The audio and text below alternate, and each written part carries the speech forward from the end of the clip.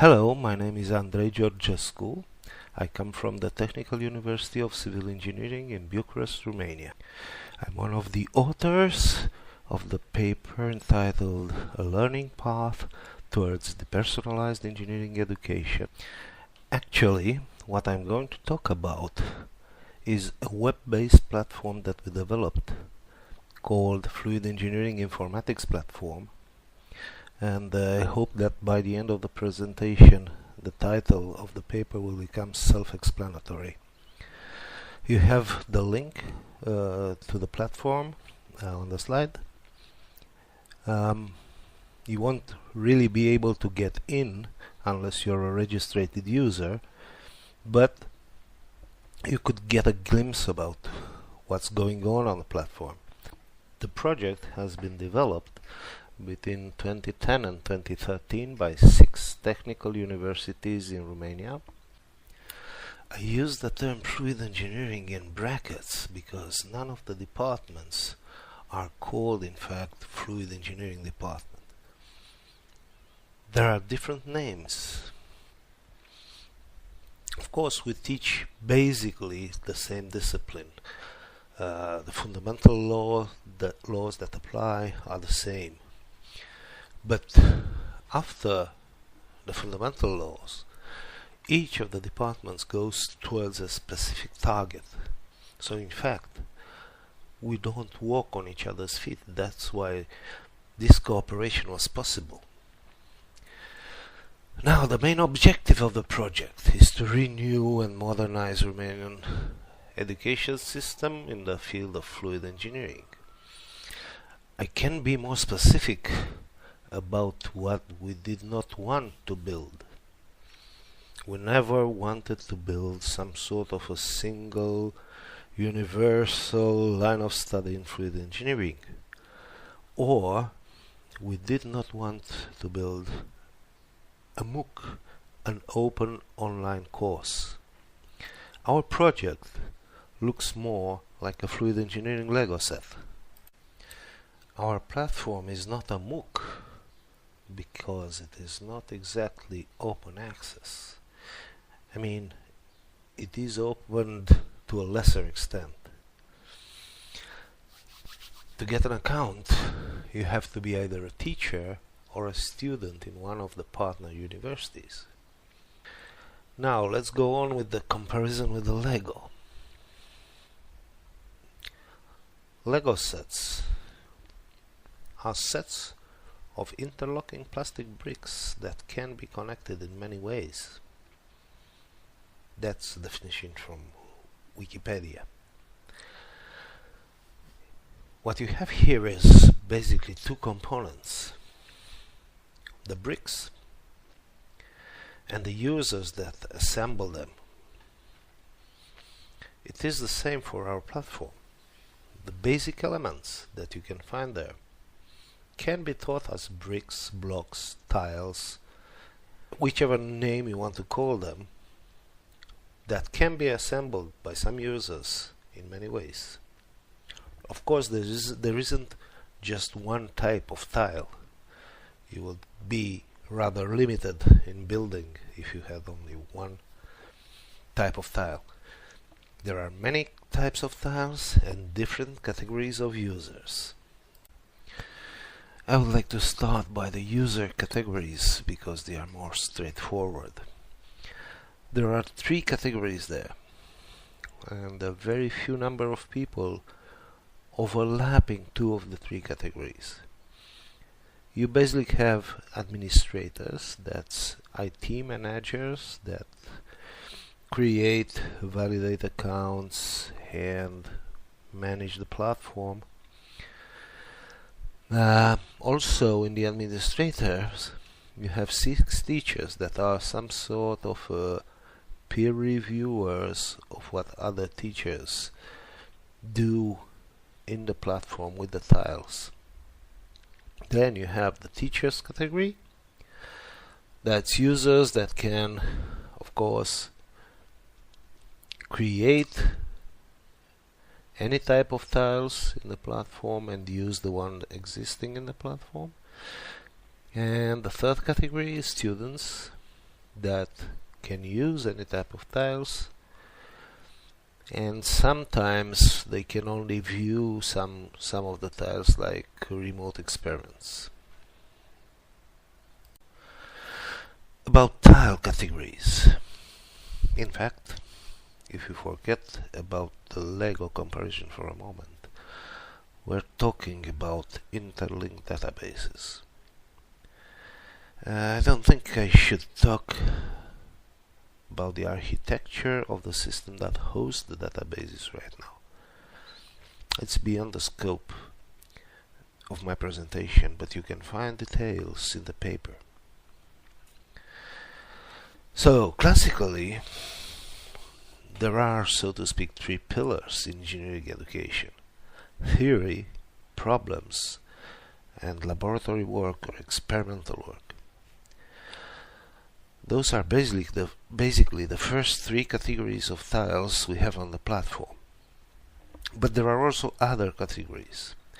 We have added, for instance, visualizations. That means, well, about any video material that could help students understand fluid engineering phenomena. There are also books. That's basically a PDF library.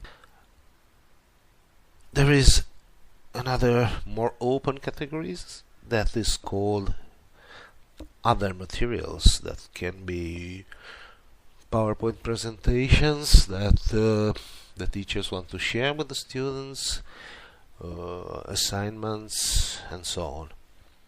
Finally, we get to the last category.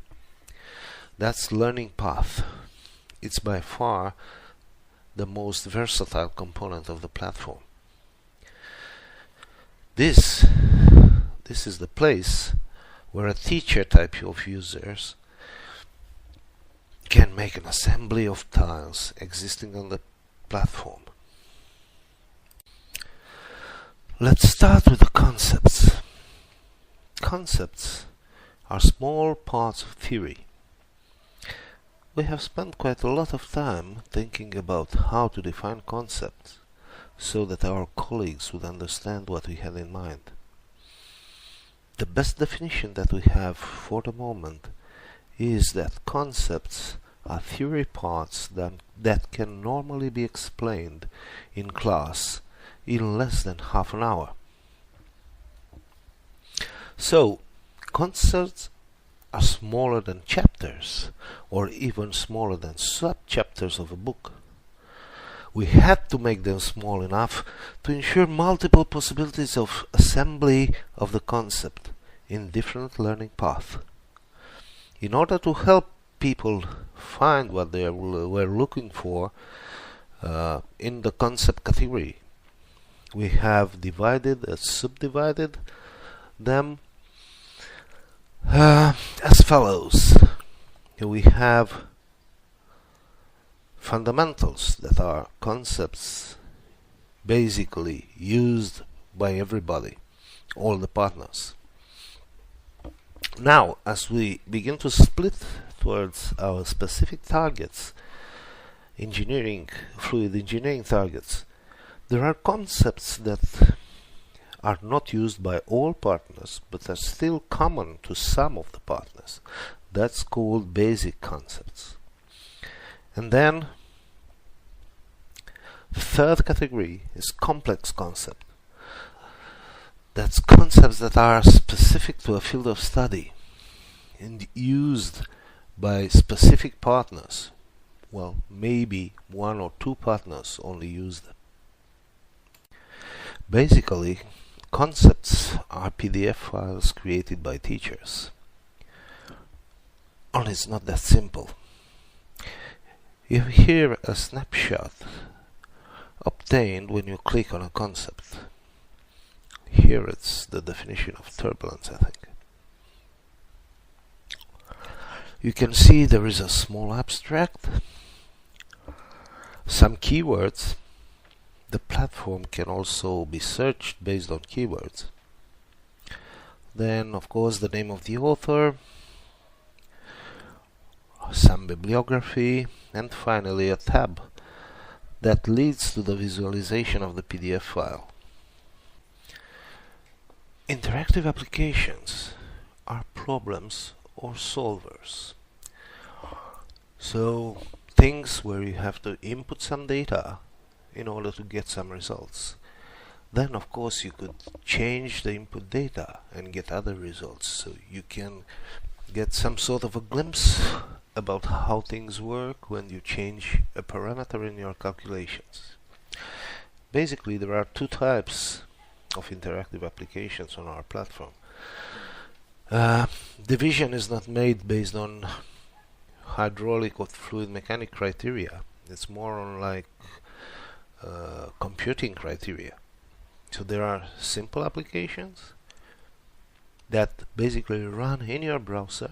Well, you have a screenshot of a simple application there on the slide, and there can be complex interactive application that is basically applications that need a third-party program to be installed on your computer. It becomes even more complicated when we talk about remote experiments. That is, laboratory test rigs that are operated remotely. For the moment there are 12 test rigs available on the platform. In fact, 2 provided by each of the partner universities. Users for this need a third-party software. It's a remote desktop provided by 2X. It's a freeware, and the software that operates the rigs remotely is based on LabVIEW from National Instruments. In fact, only teachers can actually operate the rigs.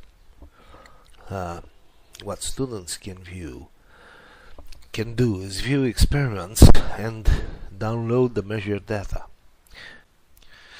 Finally, we get to the core of the platform, that is, to the learning path.